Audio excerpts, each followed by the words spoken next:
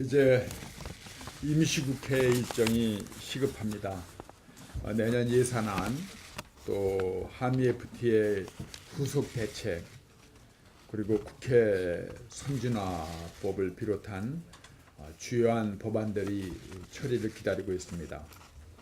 또 내년 총선을 준비하는 정개특위도 활동이 더 이상 지연될 수가 없습니다. 12월 15일 날 소집된 임시국회가 아직까지 민주당의 등원 거부로 말미암아 지연되고 있습니다. 민주당은 크게 8가지의 등원 조건을 받아줘야 등원하겠다고 합니다.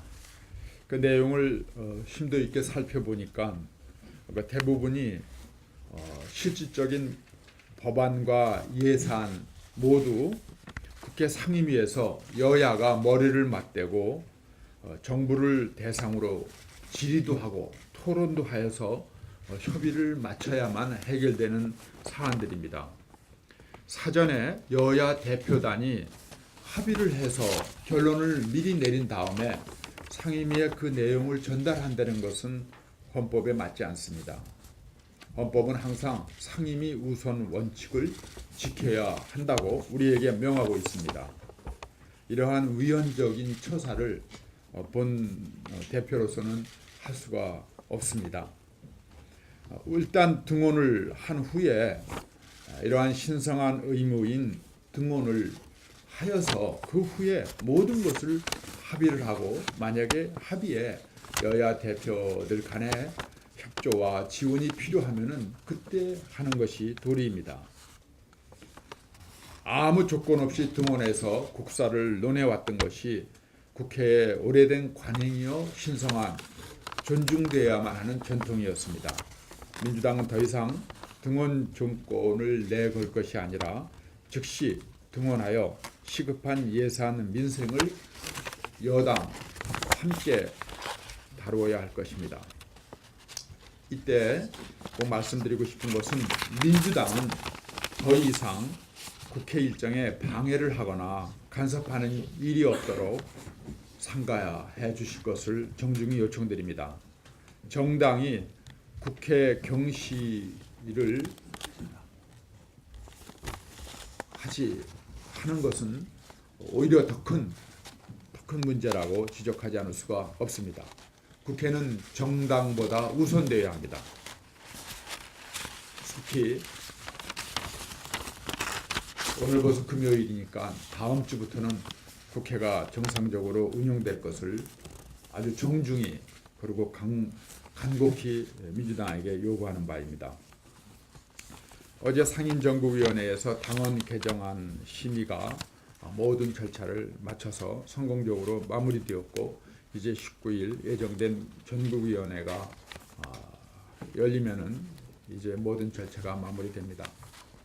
그동안 여러 차례의 의총을 통해서 다양한 의견들을 논의했고, 또 많은 논란 끝에 당 쇄신을 위한 의지와 또 당 쇄신을 위한 여러 가지 방법에 대해서 논의를 마친 바 있습니다.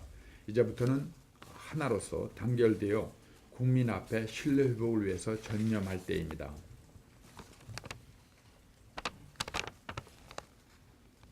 비상대책위원회가 정상궤도에 오르기까지 우리 위원장님들과 우리 당 그리고 원내 지도부들은 모두 한마음으로 각자의 맡은 바 임무에 충실하시고 최선을 다해서 국민 앞에 우리의 도리를 다하십시다.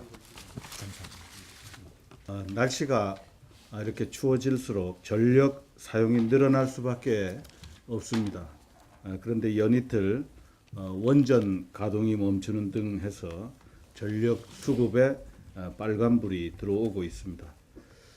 지난 9월에 대규모 정전이 발생해서 우리 국민들께서 많은 불평과 손실을 겪어보았기 때문에 우려의 목소리들이 높습니다.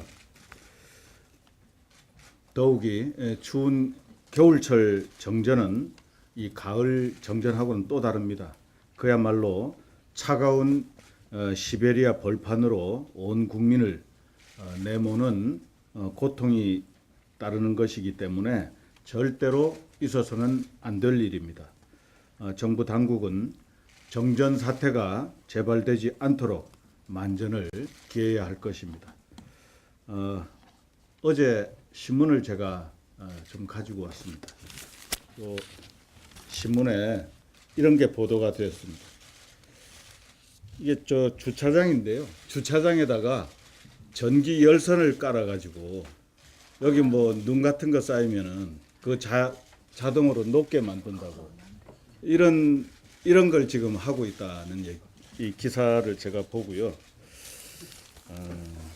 정말 이 해도 너무하는 현상이 아닌가. 물론 안전을 위해서 한다고는 하지만은 이건 도가 지나친 처사다. 이런 걸 접하는 우리 국민들의 시선이 고울 수가 없습니다. 저도 내복을 입고 다닙니다. 이 내복을 이렇게 위에도 입고 아래도 입고 다니는데 우리 생활에서 실천할 수 있는 작은 노력들도 우리가 함께 해 나가야 되는 것 아닌가 그렇게 생각을 합니다. 비싼 돈 들여가지고 생산한 전력이 불필요하게 낭비되는 일이 없도록 우리 모두가 절전에 동참하자는 제안의 말씀을 드립니다. 마음대로 쓰다 보면은 정작 꼭 필요할 때 못 쓴다. 이 말을 우리 모두가 명심해야 될 것입니다. 원내 대표님 말씀이 계셨습니다마는 산적한 민생 법안과 예산이 처리를 기다리고 있음을 앞에서도 여러 차례 말씀드린 바 있습니다. 민주당은 민생을 정치투쟁의 볼모로 전락시켜서는 안 된다. 힘든 우리 서민들의 그 목소리들이 들리지 않습니까? 한미 FTA 피해 보전 대책을 기다리고 있는 농민들의 목소리, 또 추운 겨울을 날 수 있는 난방비를 기다리고 있는 소년, 소녀 가장들, 또 일자리를 기다리는 서민들의 목소리들의 길을 열어주시기 바랍니다. 오늘 차가운 겨울날 우리 서민들의 얼어붙은 마음을 훈훈히 녹여줄 민주당의 결단이 나오기를 기대합니다. 이상입니다. 지속 가능한 성장과 고용 복지를 위해서는 과학기술이 국정의 중심에 있어야 된다고 생각합니다. 지난 40년간 우리나라 과학기술 발전에 큰 역할을 했던 정부 출연연구소의 개편안이 최근에 발표되어 있습니다. 현재 기초기술연구회와 산업기술연구회로 분리되어 있던 27개 과학기술 관련 국가 출연기관 중 19개 출연연은 국가과학기술위원회 소속의 가칭 국가연구개발원 산하로 8개는 부처 직할 출연연구기관 체제로 전환한다고 발표하였습니다. 이는 지난 2009년 국가과학기술 시스템과 출연연의 발전 방안을 모색하기 위해 출범한 과학기술 출연연 발전 민간위원회의 취지를 반영한 것으로 그동안 지식경제부 등 부처 이기주의로 지지부진했던 출연연 거버넌스 문제에 큰 고비를 넘긴 것으로 일단 환영합니다. 하지만 이번 출연연 대융합 개편안은 시작이 지나지 않습니다. 무엇보다도 가장 중요한 것은 현장에 있는 연구원들과의 소통입니다. 그리고 국가이관과 더불어 각각의 출연연의 자체 브랜드의 가치를 제고하고 정부가 지원을 하더라도 직접적인 통제와 간섭을 최소화하고 인사 및 행정부터 연구 수행까지 연구원의 자율성과 독립성을 보장해야 합니다. 안정된 분위기에서 민간과 차별화된 미션을 지속 수행하려면 출연연의 예산 비중을 70% 이상으로 늘리는 지원도 선결해야 합니다. 연구원의 정년 환원, 비정규직 연구원의 정규직 전환, 처우 개선 등도 우리가 이공계 인력을 양성하고 새로운 이공계 르네상스를 만들기 위해서 선결되어야 할 중요한 과제입니다. 이번 출연연 거버넌스 개편안은 앞으로 정부 출연연이 미래의 융복합 시세를 주도할 창조적 기초원천 기식과 기술을 창출할 수 있는 국책 연구기관 체제로 변모하여 연구자들이 자긍심을 가지고 신명나게 연구할 수 있는 환경이 만들어지는 계기가 되어야 합니다. 국회는 이번 출연료 융합안을 위해서 국회에서 할 수 있는 할 수 있는 관련법 개정 과정에서 이러한 사항들이 충분히 반영될 수 있도록 노력해야 할 것입니다. 이상입니다. 우리 얼마 전에 이 서해안에서만 있었던 게 아니라 아마 러시아에서도 우리 한국의 어선들에게 무자비한 이런 폭행을 가하고 있는 것으로 알고 있습니다. 따라서 우리 정부에서는 이와 같은 중국의 횡포가 날이 갈수록 심하기 때문에 조속히 이와 같은 제도나 대안이 좀 마련되어지기를 바라는 바입니다. 이상입니다. 지금 정부와 협의를 하고 있습니다. 오늘 아침에도 일부 보도가 있었는데 해경 인원의 증원 또 해경 장비 특히 경비함 이 단속 선박들이 이 중국 어선들보다 이렇게 낮은 이 고속정들을 이렇게 이제 하다 보니까 이 단속하기 위해서 접근하려면 이 타고 올라가야 되거든요. 그 과정에서 해경들이 많이 다치고 그래요. 그래서 이 높이가 같은 이런 선박들이 필요합니다. 그런데 이제 모함들은 좀 너무 크기 때문에 또 이렇게 이제 접근해도 뛰어내려야 되는 이제 그런 불편함이 있어가지고 이런 함정들 비롯해서 또 조끼 이런 것들도 옆구리가 취약해가지고 이번에 그런 사고를 당했는데 그런 것들 보완하는 문제 등등 해서 지금 정부와 협의 중이다. 그래서 조만간 당정 협의를 갖고 대책을 내놓도록 하겠습니다. 그리고 또 근본적으로 이제 우리가 당정 협의하면서 의논해야 되겠지만 벌금이나 여러 가지 압수 제도에 약점이 있는 것 같아요.